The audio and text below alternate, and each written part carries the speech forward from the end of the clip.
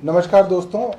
हम लोग पिछले कई दिनों से दिल्ली नगर निगम किस तरीके से दिल्ली वालों की हर संपत्ति के ऊपर नज़र गड़ाए बैठा है और किस तरीके से दिल्ली नगर निगम, जब से उनको ये लग रहा है कि भाजपा का सुपड़ा साफ होने जा रहा है दिल्ली नगर निगम से, हर चीज़ को बेचकर लूटकर भागने की हर स्कीम के ऊपर दिल्ली नगर निगम काम कर रहा है, दिल्ली भाजपा काम कर रही है। हमने आपको बताया कि कैसे प्राइम लोकेशंस की ज़मीन 1/3 1/4 दामों में अपने लोगों को बेच रहे हैं। हमने आपको बताया कि कैसे अस्पताल, डिस्पेंसरीज क्यों ये प्राइवेट लोगों को क्लिनिक चलाने के लिए बेच रहे हैं। हमने बताया कि कैसे पार्क्स के अंदर, जहां पे लोग अपना सुबह का कुछ समय बिताते हैं शांति से, चैन से, वहां पर ये दुकानें सजाने की कोशिश कर रहे हैं, पार्कों को दुकानदारों को बेचने के लिए लगे हुए हैं। रोड्स पर नए तरीके के कियोस्क और फूड वैन्स की योजना इनके पास है। तो इन्होंने ज़मीन बेची, हॉस्पिटल, डिस्पेंसरी बेचे, पार्क बेचे, रोड बेचे और अब नंबर था स्कूलों का। जहां दिल्ली सरकार पूरे देश में दिल्ली के शिक्षा मॉडल के बारे में बताती है और हर जगह चर्चा होती है कि कैसे शिक्षा का कायाकल्प हो रहा है, वहीं एक बात हर स्कूल का प्रिंसिपल, हर स्कूल की टीचर आपको कहेगी, अगर आप उनके बारे में उनसे बात करेंगे, कि नर्सरी से लेकर 5वीं तक जो प्राइमरी एजुकेशन होती है, जो प्राथमिक शिक्षा होती है, उसकी जिम्मेदारी दिल्ली नगर निगम के पास है। और दिल्ली नगर निगम से स्कूलों में 5वीं के बाद 6ठी में जो बच्चा आता है वो दिल्ली सरकार के स्कूलों के अंदर आता है, ऑटोमेटिकली उसको जो है लिंक किया हुआ है। और ये बात कोई भी आपको बता देगा कि 5वीं में जो बच्चा 6ठी में आता है उसका लेवल इतना बुरा होता है कि वो अपने पाठ्यक्रम की किताब की रीडिंग भी नहीं कर सकता।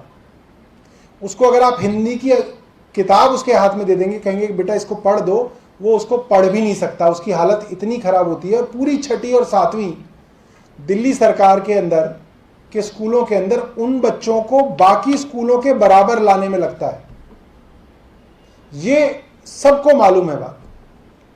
आज उसका एक बहुत बड़ा एविडेंस हमारे सामने आया और एमसीडी की लूट का कच्चा चिट्ठा आपके सामने खोलेंगे, जहां एक तरफ दिल्ली सरकार के स्कूलों के अंदर बच्चों का एनरोलमेंट हर साल बढ़ रहा है। अब वो कैसे बढ़ रहा है? 2019-20 में दिल्ली सरकार के स्कूलों में 15,05,000 बच्चे थे, 2021 में 16,28,000 हुए और अब ये जो करंट सेशन है जिसमें अभी भी एडमिशन की प्रक्रिया चल रही है, अभी तक 17,67,000 बच्चे हो चुके हैं। 15.05 से 16.28 लाख, 16.28 लाख से 17.67 लाख का एनरोलमेंट इस वक्त है दिल्ली सरकार के स्कूलों का। इस साल की अगर मैं बात करूं तो इस साल दिल्ली सरकार के स्कूलों में एडमिशन्स के लिए 2,36,522 एप्लीकेशंस आई हैं, 2,36,522 एप्लीकेशंस। और इसमें से अभी तक 1,58,484 बच्चों को एडमिशन दिया गया है। अब दिल्ली नगर निगम की अगर आप कहानी सुनेंगे तो आप हैरान हो जाएंगे। वहां पे शिक्षा की हालत इतनी खराब है, चाहे बिल्डिंग्स की हालत देखें, उनके टॉयलेट्स की हालत देखें, बच्चों को वर्दी देने की बात करें, बच्चों को मुफ्त में बुक्स देने की बात करें, मिड डे मील देने की बात करें, हर चीज में चोरी है, जिसकी अलग अलग समय पे मैं और हमारे साथी प्रेस कॉन्फ्रेंस कर चुके हैं। और इसका नतीजा क्या आया है कि पिछले कुछ सालों के अंदर दिल्ली नगर निगम में पढ़ने वाले जो बच्चे थे वो 3 लाख से घटकर 2,30,000 हो गए। यानी कि छोटे बच्चों के अंदर जो एनरोलमेंट बढ़नी चाहिए थी वो 70,000 एनरोलमेंट कम हो गई है। इससे भी बड़ी बात यह है कि दिल्ली नगर निगम के अंदर ऐसे स्कूल बचे हैं जिसके अंदर अब मात्र 30-40 बच्चे हैं, पूरे स्कूल में 30-40 बच्चे हैं। और दिल्ली नगर निगम ने करीब 36 स्कूलों को मर्ज किया है। उनके पास अब इतने बच्चे भी नहीं बचे कि उनको वो चला सकें, तो अब स्कूलों को मर्ज करके स्कूलों की बिल्डिंग खाली कराई जा रही है। अब आप सोचेंगे कि खाली कराई हुई बिल्डिंग के अंदर वो नई बिल्डिंग बनाएंगे, कुछ नए तरीके से सोचेंगे, ऐसा नहीं है। अब इन स्कूलों की बिल्डिंगों को बेचने की तैयारी हो गई है। दिल्ली नगर निगम ने इन 36 में से 14 स्कूलों के लिए टेंडर निकाल दिया है कि अब इन सरकारी स्कूलों की बिल्डिंगों को प्राइवेट कोचिंग सेंटर के हवाले किया जा रहा है।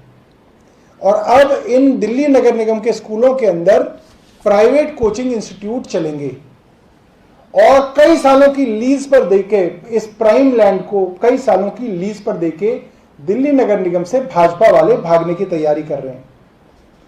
ये कितनी घटिया बात है, कितने दुख की बात है कि जहां दिल्ली सरकार को स्कूल के लिए जमीन देने की, केंद्र के पास जमीन नहीं है, एमसीडी के पास इतनी भी जमीन नहीं है कि वो मोहल्ला क्लिनिक के लिए जमीन दें। अभी तक करीब 500 मोहल्ला क्लिनिक बने होंगे और एक भी जमीन एमसीडी ने नहीं दी है। इनके पास जमीन नहीं है और ये जमीन जो है ये एक प्राइवेट कोचिंग इंस्टीट्यूट वालों को देके भागने की तैयारी कर रहे हैं। और मैं आपको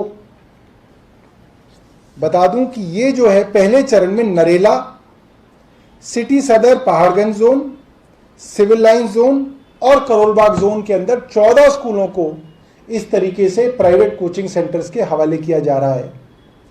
और ये लीज जो है मुझे लगता है 10 साल, 20 साल, 50 साल की लीज पे देंगे और उसके बाद कोई नई सरकार भी दिल्ली नगर निगम के अंदर आ जाएगी तो भी इन स्कूलों को इन प्राइवेट कोचिंग सेंटर से वापस नहीं लिया जा सकेगा।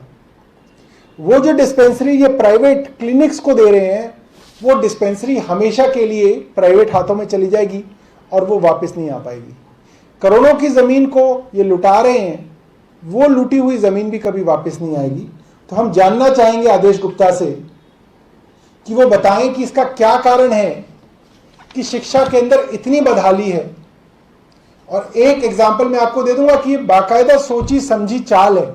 क्यों है आप इसको समझिएगा।